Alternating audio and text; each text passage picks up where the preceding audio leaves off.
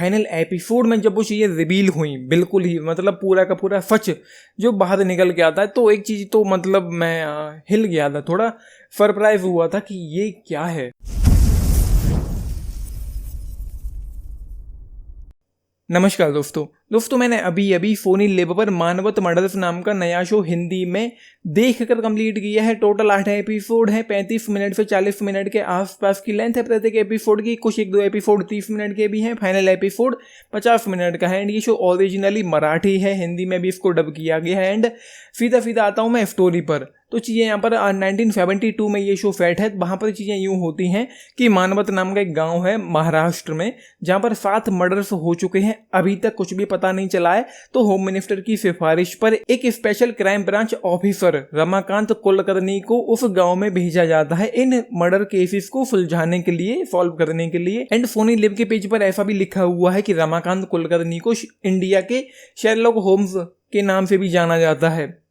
इनका एक अलग ही अपना वर्ल्ड है। हालांकि ये शो एक बुक पर बेस्ड है जिसका नाम है footprints on the Sands of crime. And यहाँ पर जो चीजें होती हैं मतलब निहायत ही ठंडी थी। शुरुआत ही शो की बहुत ठंडी थी, धीरे धीरे चीजें बढ़ती हैं। ऐसे मान के चलिए आप कि 4 एपिसोड मैंने देख डाले इस शो में, वहां तक तो कुछ भी खास नहीं हो रहा था, मतलब कि बिल्कुल भी एंगेजिंग नहीं था, कुछ खास इंटरेस्टिंग नहीं था, कुछ भी नया जैसा नहीं था। ऊपर से कोई इंटेंसिटी नहीं है, कोई एक्साइटमेंट नहीं है। हाँ, ये जरूर है कि शो का जो सस्पेंस है वो उन्होंने अंत तक संभाल के रखा हुआ है, लेकिन डाउट्स हो जाते हैं शुरुआत में ही किरदारों पर। जो इस शो के जो कैरेक्टर्स हैं उनको भी डाउट्स हो रहे थे उन्हीं लोगों पर जो एंड में जाकर निकलते हैं। एंड कुछ चीज़ें थी जो धीरे धीरे चलकर फाइनल एपिसोड में जब रिवील होती है तो वो कुछ अलग था। हालांकि ये जरूर है इस शो में कोई एक्साइटमेंट नहीं, कोई इंटेंसिटी नहीं, कोई थ्रिल नहीं, कोई टेंशन नहीं, कुछ भी। अब मर्डर्स हो रहे हैं भाई, तो कुछ बात होनी चाहिए इस शो में। मतलब ऐसे मैं कहूँ कि सोल मिसिंग है पूरी तरीके से, कोई फील नहीं है, कोई इमोशन नहीं है। किरदारों को भी उतना अच्छे से स्क्रीन पर एस्टेब्लिश नहीं किया गया है कि हम उनमें इमोशनली इन्वेस्ट हो पाएं। किरदारों के नाम ही मुझे ऑनेस्टली स्पीकिंग किरदारों के आधे टाइम तो मुझे नाम ही याद नहीं रहे थे कि किसका क्या नाम है। एंड इस शो में हमको आशुतोष गोवारिकर देखने को मिलते जिन्होंने लगान और जोधा जैसी मूवी बनाई। हालांकि उन्होंने आगे चलकर मोहनजोदारो जैसी भी फिल्म बनाई थी। एंड उसके बाद यहाँ पर चीजें और थी। 3rd एपिसोड में एक मोमेंट था जब रेड भी होती है 2 जगह पर एक साथ। उस मोमेंट में भी कुछ भी एक्साइटमेंट नहीं थी, कोई इंटेंसिटी नहीं थी, मतलब फील ही नहीं है इस शो में। जैसा कि मैंने कहा, कोई फील नहीं है, कोई मोटिवेशन नहीं, कोई वाइब नहीं। हाँ, 4 एपिसोड निकल जाते, फिर धीरे धीरे चलकर कुछ 1-2 गिरफ्तारियां होती हैं, देन थोड़ा इंटरेस्ट आना शुरू हो जाता है। एंड शो निहायत ही ठंडा स्लो पेसिंग फील होता है। बोरिंग सा भी लग रहा था, बहुत ज़्यादा नहीं, लेकिन हाँ थोड़ा बोरिंग भी लग रहा था शुरुआती एपिसोड्स में। कम से कम 4 एपिसोड तक तो वो जो एक्सपीरियंस था वो बहुत ठंडा, फिलोसोफ्ट, कमजोर जैसा था, बोरिंग सा लग रहा था, लेंदी शो लग रहा था, कुछ भी खास इंटरेस्ट आ नहीं रहा था। एंड मैं ये सोच रहा था कि क्या ही बना के रखा हुआ है आज के ज़माने में फोनी लिव ने। क्या था ये, क्यों था, किस लिए था। एंड मुझे ऑनेस्टली स्पीकिंग पहले ही बता दूं, मुझे नहीं पता है कि यहाँ पर जो मर्डर्स हो रहे हैं, जो चीज़ें हो रही हैं वो रियल हैं या बस एक बुक पर बेस्ड हैं। हालांकि सोनी लिव के पेज पर कुछ ऐसा लिखा हुआ है, footprints on the Sands of crime. Book पर आधारित एक जघन्य अपराध की सच्ची कहानी ने 1972 में पूरे देश को हिलाकर रख दिया था। मतलब इतने कॉन्फिडेंस के साथ लिखा है जैसे कि शायद रियल ही हो। हालांकि मुझे नहीं पता कि रियल है या फर्जी है, क्या है क्या नहीं है। एंड फाइनल एपिसोड में जब वो चीज़ें रिवील हुई बिल्कुल ही मतलब पूरा का पूरा सच जो बाहर निकल के आता है, तो एक चीज़ तो मतलब मैं हिल गया था, थोड़ा सरप्राइज हुआ था कि ये क्या है। फिर चीज़ें समझ में आई कि 1972 में शो सेट है, तो उस ज़माने में ये अंधविश्वास, ये अंधश्रद्धा हो सकती थी, होती थी, डेफिनेटली होती थी। मैं उस ज़माने का नहीं हूँ, लेकिन फिर भी ये कह सकता हूँ कि हाँ उस ज़माने में ये चीज़ें होती थीं।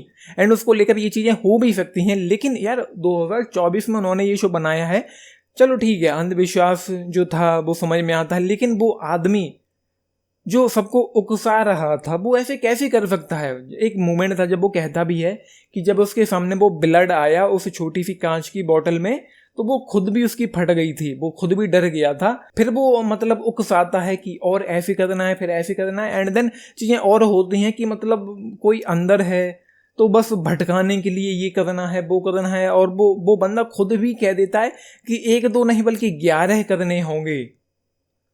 यार जो बंदा जिसकी पहली पहली बॉटल खून की बॉटल देख के जिसकी होश उड़ गई थे, वो फिर ये कह देता आगे चलकर कि 1 2 नहीं 11 करने होंगे।